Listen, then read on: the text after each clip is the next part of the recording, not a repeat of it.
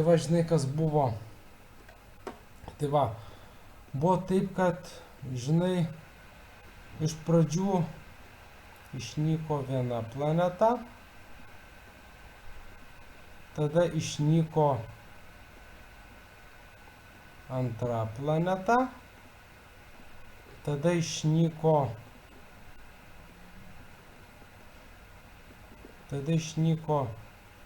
trečia planeta, tada išnyko ketvirta planeta ir supranti ir taip toliau. Aišku, čia yra viskas tik tai simboliškai pavaizduota, bet ką aš noriu pasakyti, kad suprantat, esmė yra tokia, kad seniau buvo daug planetų. Iš principo būdavo po vieną planetą, supranti. Seniau iš principo būdavo po vieną planetą.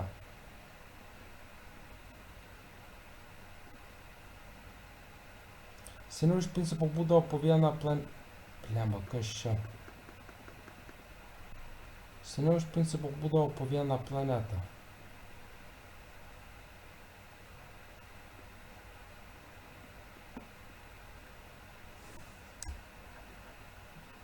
Kol atsirado Rusynas. Atsirado Rusynas.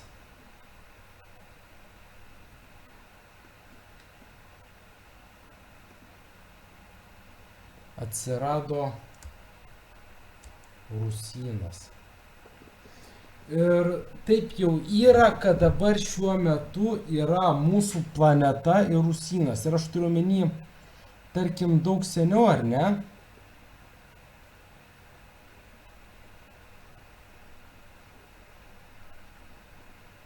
Ir va, daug seniau, ar ne? Tarkim, daug seniau, ar ne? Buvo taip, kad kažkuri planeta iš Rusijos tipo planetų virto Jupiteriu. Ir tai reiškia, kad paskutinė planeta žuvo. Dabar liekame mes ir dar kaip noriu pasakyti, jog dabar yra taip, jog šiuo metu Saulės sistemoje yra Rusynas. Tai va. Tai aš noriu pasakyti, kad seniau buvo Rusijos, ar ne? Seniau buvo Rusijos ir mūsų kūnai prisitaikė taip gyventi šioje planetoje. Mes esame kilę iš Rusijos. Mes atsiradome Rusijos planetose, o Rusijos planeta tai yra civilizacija, maistas, miestas, pramogos. Tai yra, žodžiu, labai įdomus gyvenimas. Bet buvo taip, jog moterys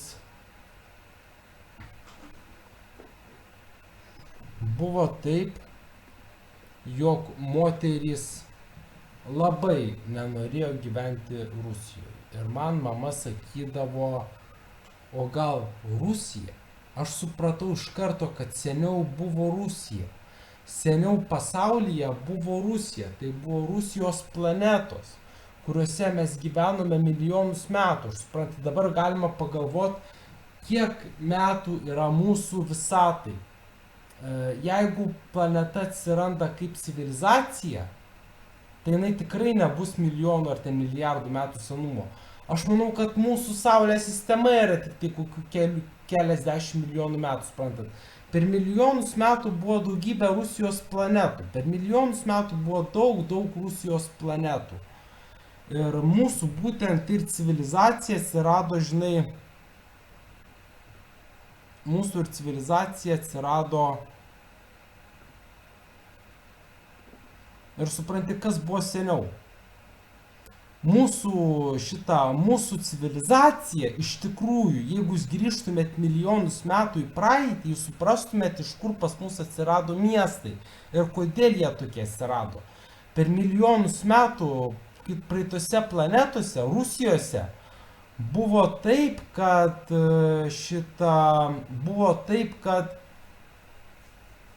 miestai buvo visiškai kitokie ir tų miestų buvo labai daug. Ir pavyzdžiui, va tokia architektūra, kaip pavyzdžiui, va, pažiūrėkit va šičia, ar ne? Pažiūrėkit šičia. Pažiūrėkit į šitą elementą. Jis tikrai nėra architektų stebuklas. Čia tikrai nėra architektūrinis stebuklas.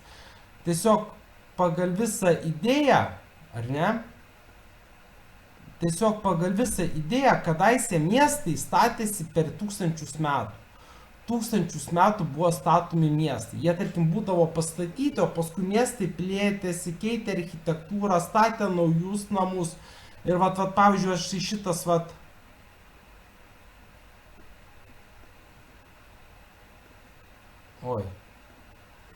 pavyzdžiui, šitas elementas. Štai šitas elementas, jisai simbolizuoja Rusijos praeitį. Rusijoje buvo labai daug miestų. Tai buvo Rusija tai yra miestų civilizacija.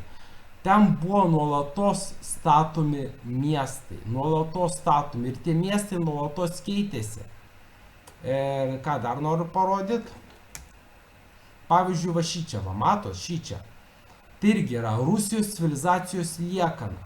Buvo statomi miestai, buvo statomi namai, kurie nuo laiko buvo tobulinami, keičiami ir pavyzdžiui, kas yra priestatas? Priestatas tai yra tai yra statinio plėtimas. Ar ne?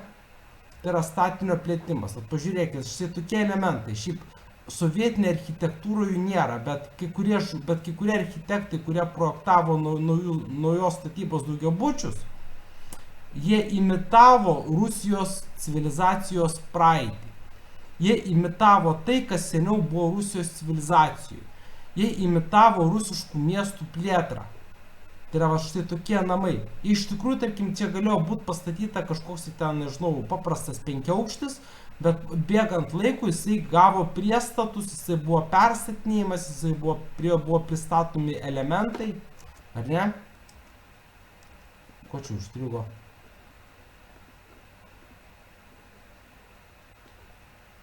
Čia. Ir pavyzdžiui, tokie, jūs matote, štai tokie elementai, tai yra priestatai.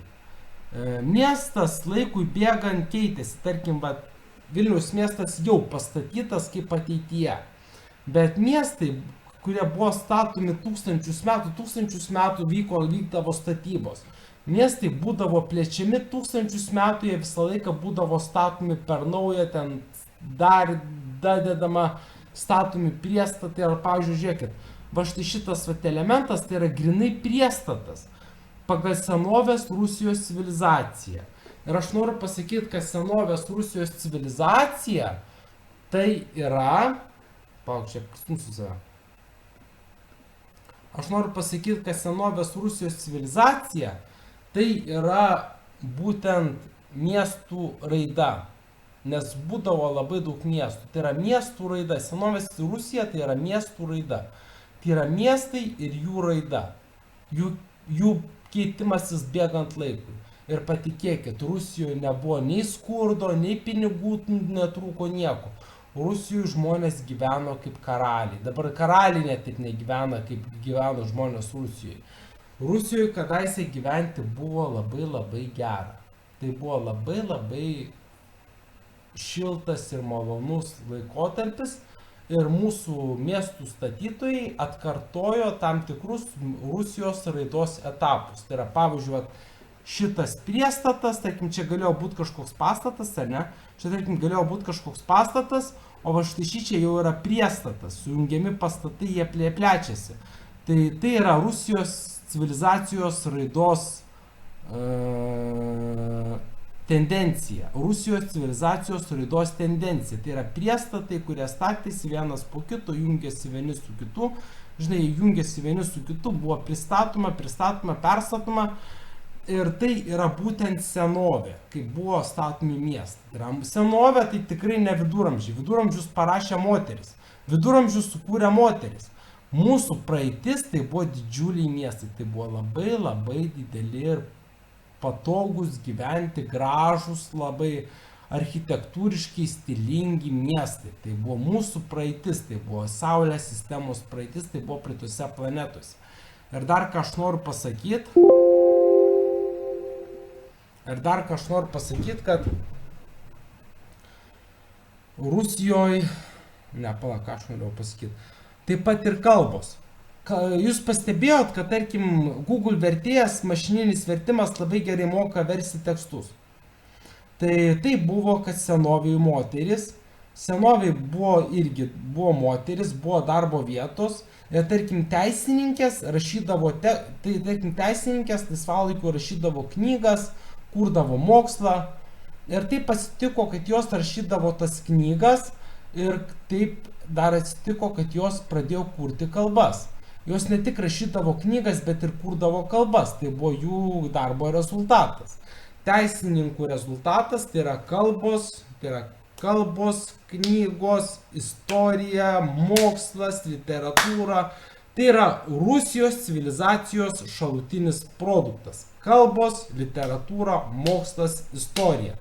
Tai yra Rusijos civilizacijos šalutinis produktas. Ir buvo kūriamos kalbos.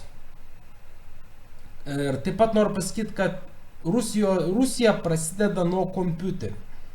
Iš pradžių sukuriami kompiuteriai, jais projektuojami daugiabučiai, miestai, tada yra pastatomi pirmieji gyvenamieji pastatai, juose gyvena moterys, jos vyksta į darbą, jos rašo tekstus, jos rašo knygas, jos rašo teisės straipsnius, jos rašo straipsnius ir po to jos dar liekant laisvo laiko arba einant tendencijai dar sukuria kalbas. Moteris kartu dirbdamos sukūrė visas pasaulio kalbas. Ir šitos kalbos, jos atsirado tikrai ne pas mus, jos atsirado, kaip ir minėjau, jos atsirado kadaise gyvenusiuose planetose, kurios viena po kitos numirė. Tos planetos